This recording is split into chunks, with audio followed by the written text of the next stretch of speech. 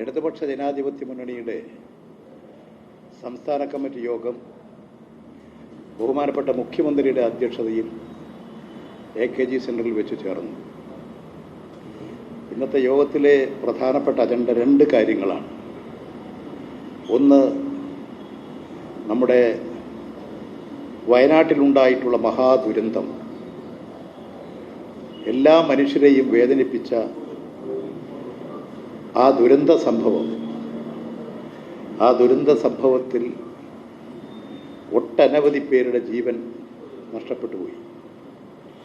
ഇതുവരെ ഇന്നലെ മുഖ്യമന്ത്രി വാർത്താ സമ്മേളനത്തിൽ പറഞ്ഞ കാര്യം നിങ്ങളുടെ ശ്രദ്ധയിൽപ്പെട്ടിട്ടുണ്ടാകും. ദുരന്തത്തിൽ മരിച്ചവരുടെ സ്ഥിരീകരിച്ച സംഖ്യ ഇന്നലെ വരെ 224 154 പേരെ കാണാതായി. 88 പേര് ഇപ്പോഴും ആശുപത്രികളിലാണ്. അവിടെ വയനാട് മേപ്പാടി പഞ്ചായത്തിൽ കുറേ ക്യാമ്പുകൾ ഇപ്പോൾ പ്രവർത്തിച്ചു വരികയാണ്. ഇതിനു പുറമെയാകട്ടെ മേപ്പാടി ഗ്രാമപഞ്ചായത്തിലെ 10, 11, 12 വാർഡുകളിലായി 1721 കുടുംബങ്ങൾ,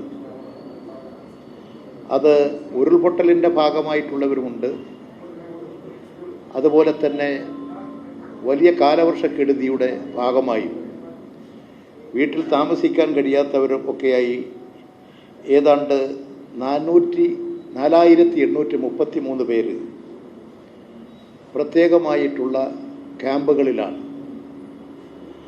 ചൂരൽമല ഭാഗത്ത് ഉരുൾപൊട്ടലുണ്ടായ പ്രധാന ഭാഗം ചൂരൽമല. ആ ഭാഗത്ത് 9 ക്യാമ്പുകളിലായിട്ട് 1381 പേരുണ്ട്.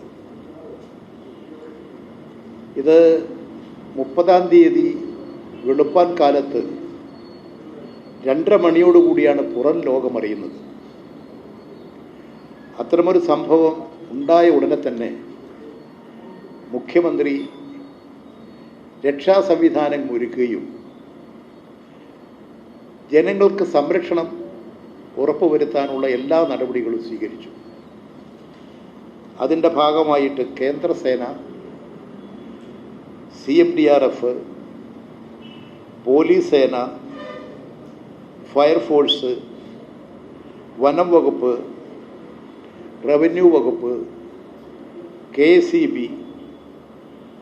തുടങ്ങിയിട്ടുള്ള എല്ലാ മേഖലകളിലുമുള്ള എല്ലാ സംവിധാനങ്ങളും ഫലപ്രദമായി ഉപയോഗിച്ചുകൊണ്ട് രക്ഷാപ്രവർത്തനങ്ങൾ അതിവേഗത്തിൽ തന്നെ ആരംഭിക്കാൻ സാധിച്ചു. അവിടുത്തെ പ്രളയവും ദുരന്തവും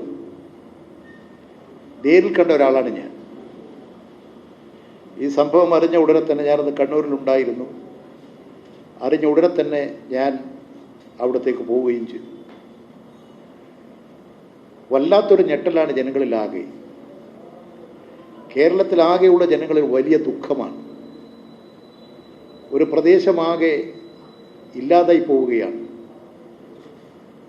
അതിശക്തമായ വെള്ളപ്പൊക്കം, എല്ലാം കൊണ്ട് ഒരു ഭയങ്കരമായൊരു ദുരന്തമാണ് അവിടെ വന്നുപെട്ടത്. ഈ ദുരന്തത്തിൽ നിന്ന് പരമാവധി ആളുകളെ രക്ഷപ്പെടുത്താൻ ഈ സംരക്ഷണ പ്രവർത്തക രംഗത്തുണ്ടായിരുന്നവരുടെ കൂട്ടായ പരിശ്രമം കൊണ്ട് സാധിച്ചു. എന്ന് മാത്രമല്ല, ഇത്തരമൊരു സംഭവത്തിൻ്റെ ഒരു കോർഡിനേഷൻ വരുത്തി കാര്യങ്ങളെല്ലാം ഫലപ്രദമായി നിർവഹിക്കാൻ സംസ്ഥാന ഗവൺമെൻറ് തന്നെ മന്ത്രിസഭയിലെ 4-5 മന്ത്രിമാരെ നിയോഗിക്കുകയും അവരെല്ലാം ഏതാണ്ട് 30-ാം തീയതി തന്നെ രാവിലെ ആകുമ്പോഴേക്കും ഏതാനും മന്ത്രിമാർ സ്ഥലത്തെത്തി. വയനാട് ജില്ലാ കലക്ടർ, വയനാട് ജില്ലയിലെ ഉദ്യോഗസ്ഥന്മാർ, അവിടെയുള്ള വ്യത്യസ്ത യുവജന സംഘടനകൾ, രാഷ്ട്രീയ പാർട്ടികൾ, സാംസ്കാരിക രംഗത്തെ സംഘടന എല്ലാവരും ഈ മഹാദുരന്തത്തിൻ്റെ വേദന മനസ്സിലാക്കി, ഈ മഹാദുരന്തം നമ്മുടെ രാജ്യത്തുണ്ടാക്കിയ ആഘാതം മനസ്സിലാക്കി അവരവരുടെ ജീവനേക്കാൾ മറ്റുള്ളവരെ രക്ഷിക്കുക എന്ന ഒരു മാനദണ്ഡം എടുത്തുകൊണ്ടാണ് അവിടെ സാഹസിക പ്രവർത്തനങ്ങളിൽ ഏർപ്പെട്ടത്. അവിടെ കുത്തി ഒഴുകിക്കൊണ്ടിരിക്കുന്ന നദിയിലെ പാലം തകർന്നുപോയി. അപ്പുറം കുറേ ആളുകൾ കുടുങ്ങിക്കിടക്കുകയാണ്. അക്കരയ്ക്ക് എത്തിയ ആളുകളെ സംരക്ഷിക്കുക എന്ന് പറഞ്ഞാൽ അപ്പുറത്തേക്ക് കടന്നു പോകാൻ ഒരു വഴിയുമില്ലായിരുന്നു. പക്ഷെ സാഹസികമായി അപ്പുറം കടന്ന് വലിയ കയറ് കിട്ടി അതിലൂടെ കഴിയാവുന്ന എല്ലാ ശ്രമങ്ങളും നടത്തി എത്രയോ പേരെ സംരക്ഷിക്കാനും രക്ഷിക്കാനും കഴിഞ്ഞു. ആ ദുരന്തത്തിൽ നമ്മുടെ സഹോദരങ്ങൾ നമുക്ക് നഷ്ടപ്പെട്ടു. ഇനിയും ഒരുപാട് മരണപ്പെട്ടവരുടെ മൃതശരീരങ്ങളൊന്നും കണ്ടെത്താൻ സാധിച്ചിട്ടില്ല. ഇപ്പോഴും അവിടെ നമ്മുടെ എല്ലാ സേവന വിഭാഗവും സജീവമായി രംഗത്തിറങ്ങി പ്രവർത്തിച്ചുകൊണ്ടിരിക്കുകയാണ്. മന്ത്രിമാരെല്ലാം അവിടെ കേന്ദ്രീകരിച്ചുകൊണ്ട് തന്നെ പ്രവർത്തിക്കുകയാണ്. ഈ സംഭവത്തിൻ്റെ അറിഞ്ഞ ഉടനെ തന്നെ ആവശ്യമുള്ള എല്ലാ സംവിധാനങ്ങളും ഒരുക്കി സുരക്ഷാ പ്രവർത്തനം ശക്തമാക്കി പരമാവധി ആളുകളെ അപകട മേഖലയിൽ നിന്ന് രക്ഷിക്കാൻ, ഈ ദുരന്തത്തിൽ കാണാതായ ആളുകളെ കണ്ടെത്താൻ എല്ലാമുള്ള പ്രവർത്തനങ്ങൾക്ക് മുഖ്യമന്ത്രി തന്നെ നേരിട്ട് ഇടപെട്ട് അവിടെ വയനാട്ടിലെത്തി അവിടെ പ്രത്യേകമായിട്ട് എല്ലാ രാഷ്ട്രീയ പാർട്ടികളുടെയും യോഗങ്ങൾ വിളിച്ചു ചേർത്തു. എല്ലാവരും ഒരേ അഭിപ്രായക്കാരായിരുന്നു. നമ്മുടെ കേരളത്തിൻ്റെ ഒരു മനസ്സാണ് അവിടെ കണ്ടത്. ആ യോഗത്തിൽ പങ്കെടുത്ത എല്ലാ രാഷ്ട്രീയ പാർട്ടി പ്രതിനിധികളെയും LDF അഭിനന്ദിക്കുകയാണ്. നമ്മുടെ കേരളീയർ, മലയാളികൾ, നമ്മുടെ ആ മേഖലയിലുള്ളവർ, അവർക്ക് വലിയൊരു ദുരന്തമുണ്ടായപ്പോൾ എല്ലാ മനസ്സുകളും ഒന്നായി. പിന്നെ നമുക്ക് കാണാൻ സാധിച്ചത് കേരളം മാത്രമല്ല, ഇന്ത്യ ആകെ ആ മഹാദുരന്തത്തിൽ ദുഃഖമനുഭവിക്കുന്നവരോടൊപ്പമായി, വേദനയോടൊപ്പം പങ്കാളികളായി. ഇന്ത്യക്കകത്ത് മാത്രമല്ല, ലോകത്തിൻ്റെ എല്ലാ ഭാഗങ്ങളിലും എല്ലാ മനുഷ്യരും നമ്മുടെ കേരളത്തിൻ്റെ ഈ മഹാദുരന്തത്തിൽ ദുഃഖിതരായി. ജീവഹാനി സംഭവിച്ചവരോട്, അവരുടെ കുടുംബങ്ങളോട്,